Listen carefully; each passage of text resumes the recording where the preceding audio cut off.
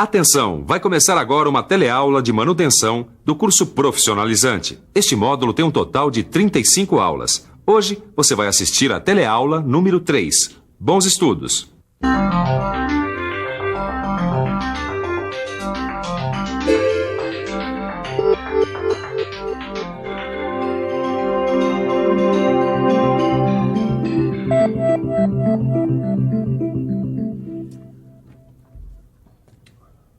Caminho crítico, diagrama de Gantt, espinha de peixe. Ô, Ananias, o que é isso aqui? Eu não tô entendendo nada, rapaz.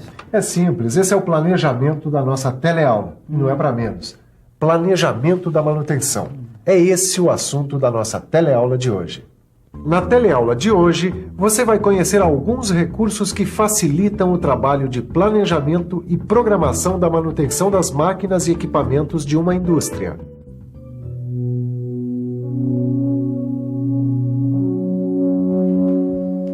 Nas últimas teleaulas, você viu os vários tipos de manutenção de uma indústria.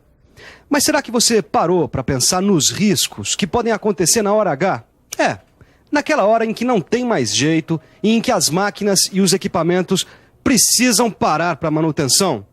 A resposta aparentemente é simples: perda de tempo e dinheiro.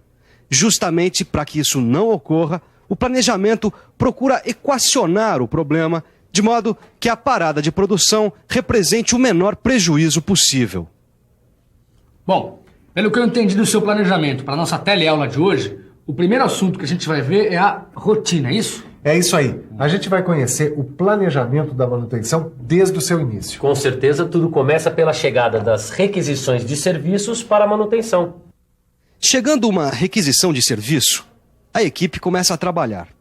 O primeiro passo é definir qual é o serviço e como ele vai ser executado. De posse dessas informações, os técnicos podem definir que grupos vão participar do serviço e que ferramentas ou materiais vão ser utilizados. Enfim, tudo o que será necessário para a realização do serviço de manutenção. O resultado prático dessas decisões é registrado em documentos. Um plano de operações. Uma lista de materiais que será enviada para o estoque, ou, se for o caso, para o setor de compras. Várias relações e ordens de serviço. Mas se para executar o trabalho são necessários estudos especiais, será que existem outros procedimentos que precisam ser seguidos? Bom, quando há necessidade de execuções de projetos ou quando o orçamento é maior do que o esperado, o setor de planejamento requisita os serviços da engenharia de manutenção. Essa providencia os estudos necessários e verifica a viabilidade econômica. De posse de todas as informações necessárias, o planejamento envia o plano de operações para o setor de programação. Lá é feito um cronograma e os programas de trabalho. E a manutenção finalmente é realizada. Pois é, um bom planejamento de manutenção começa com um bem elaborado plano de operações. O plano de operações nada mais é do que um registro do planejamento de todas as operações que vão ser realizadas na manutenção ou no conserto de uma máquina ou equipamento, tendo sempre como meta, é claro, um mínimo de perda de tempo e de dinheiro. Confira só no nosso arquivo. Um plano de operações deixa claro o planejamento realizado e é importante incluir a lista dos serviços que vão ser executados, a previsão do tempo que vai ser gasto, as especialidades e o número de profissionais que vão executar o serviço, a sequência das operações de trabalho, a emissão de ordens de serviço, de listas de materiais, da relação por grupo e ainda outros documentos que variam conforme a empresa. Viu só? Que uma manutenção envolve um monte de coisas e de pessoas. É isso mesmo, Caio. Mas como é que essas pessoas ficam sabendo de maneira clara qual é a sequência dos trabalhos? A resposta está aqui, ó. Diagrama espinha de peixe. Ué, Ananias, isso aí pra mim parece uma lista comum, não tem nada demais. Engano seu. Olha, apesar de ser uma construção gráfica simples, esse diagrama facilita a visualização da sequência lógica das operações que vão ser executadas. Olha só, reparando bem, você vê todas as operações e na ordem certa em que devem ser executadas. E além disso, com esses dados, dá para fazer o diagrama de Gantt. O diagrama de Gantt é utilizado pelo menos desde o início do século. Observando as barras desse diagrama, fica fácil perceber a dependência entre as tarefas que vão ser executadas, ou seja, qual atividade tem que ser realizada antes, qual atividade que tem que ser realizada depois. Não deu para entender? Calma que você já vai ficar por dentro.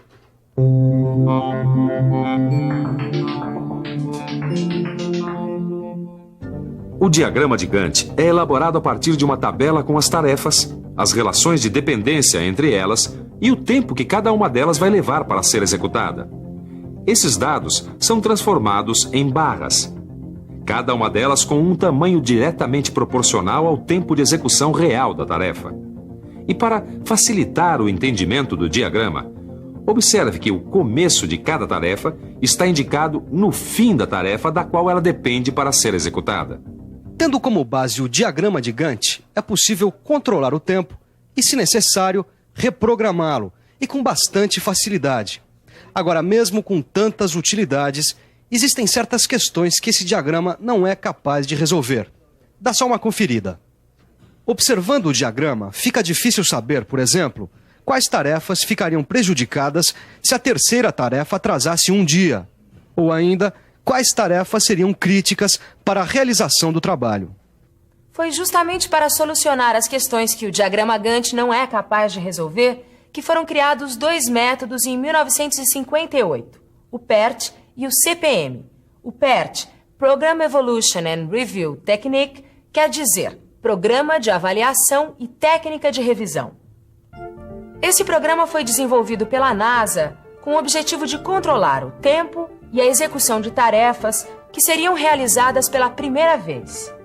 E o CPM, Critical Path Method, ou melhor, Método do Caminho Crítico, foi criado na empresa norte-americana DuPont, com o objetivo de realizar as paradas de manutenção no menor prazo possível e com um nível constante de utilização dos recursos.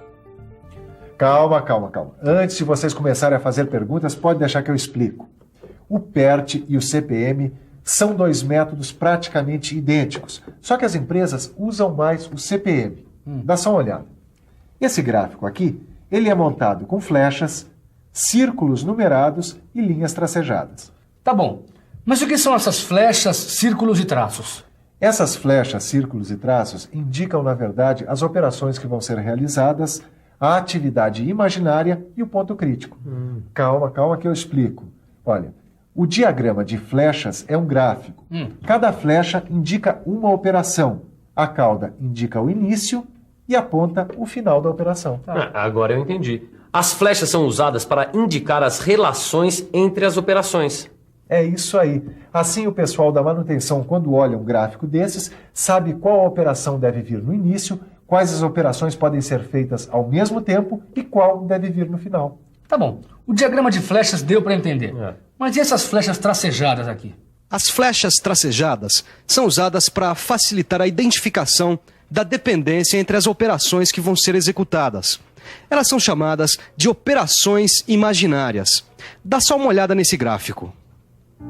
Por exemplo, pode-se perceber que a operação W deve ser realizada antes que a operação Y. K deve preceder Z e Y deve vir depois de W e K. Se a gente imaginar que essas operações são tornear, montar ou testar uma peça, dá para concluir que cada uma delas requer um tempo de execução, enquanto que a atividade fantasma é um ajuste do cronograma. Ou melhor, depende apenas da programação. Até agora você viu como as operações e a relação de dependência entre elas são identificadas no CPM. Mas e o tempo? Ou melhor, está faltando um dado essencial para o planejamento, o tempo das operações. E ainda, além do tempo, que é indicado na seta, outro dado muito importante é o nó ou evento. O nó é apresentado com uma numeração aleatória em círculos desenhados no início e no final de cada operação. A grande diferença entre o tempo e o nó é que o nó é um instante, ou melhor, é um limite entre o início de uma atividade e o final de outra. Tá tudo bem, Ananias, mas e daí? Daí que, observando esse gráfico, a gente pode descobrir o caminho crítico. Como é que é? Olha, o caminho crítico é o caminho percorrido através dos nós, cuja somatória dos tempos define a duração total do trabalho.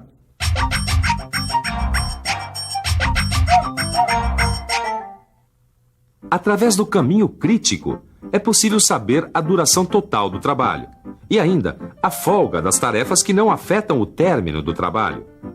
No caso desse CPM, por exemplo, existem 3 caminhos de atividades levando o trabalho do evento 0 ao evento 5. A, B, D, F, com duração de 11 horas. A, C, E, F, com duração de 9 horas. Ou A, B, atividade imaginária, e F, com duração de 10 horas. Quer dizer, então, que o caminho com maior duração é o que vai determinar a duração do projeto? E esse é o caminho crítico. Sabe de uma coisa? Eu ainda não entendi qual a vantagem de se conhecer o caminho crítico num planejamento. Pois saiba que são vários os motivos. Através do caminho crítico, dá para saber, por exemplo, se vai ser possível cumprir ou não os prazos estabelecidos. E dá para identificar as atividades que não podem ter atrasos. É verdade. Dá também para priorizar as atividades que a gente pode reduzir sem comprometer o resultado final, isso é, se a gente quiser antecipar o prazo estabelecido. Na verdade, conhecer o caminho crítico facilita muito o planejamento da manutenção. No seu livro de estudos, você vai conhecer todas as vantagens de se fazer o CPM. Se a gente resumir todas essas vantagens, o importante é que, conhecendo o caminho crítico, a gente pode balancear todos os recursos envolvidos na manutenção, principalmente a mão de obra. Afinal, o departamento de manutenção tem funcionários fixos e as atividades deles precisam ser bem planejadas para que sejam evitados momentos sem trabalho e momentos com excesso de trabalho, ou ainda, se for o caso, contratar serviços externos ou aumentar o quadro de pessoal. Bom, se você ainda está em dúvida sobre a importância do planejamento de manutenção, o jeito é revisar. E atenção, se liga aí que é hora da revisão. Na teleaula de hoje, você viu que um plano de operações inclui, entre outras coisas, um diagrama espinha de peixe, um diagrama Gantt e um PERT-CPM. Viu que o diagrama espinha de peixe permite uma visualização bastante rápida da sequência lógica das operações. Viu que o PERT-CPM foi criado para resolver questões que o diagrama Gantt não pode solucionar.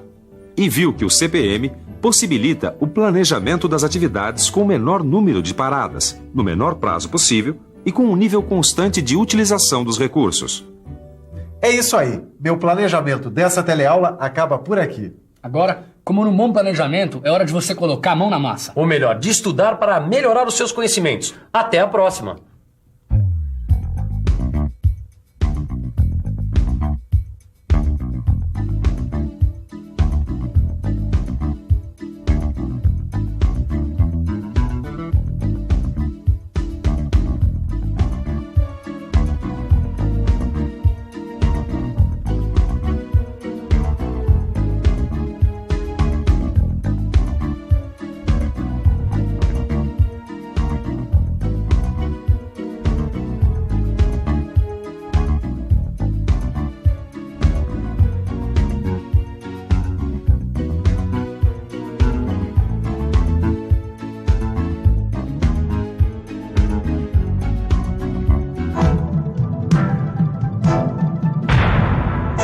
Telecurso 2000, um programa de educação do Sistema Fiesp e da Fundação Roberto Marinho.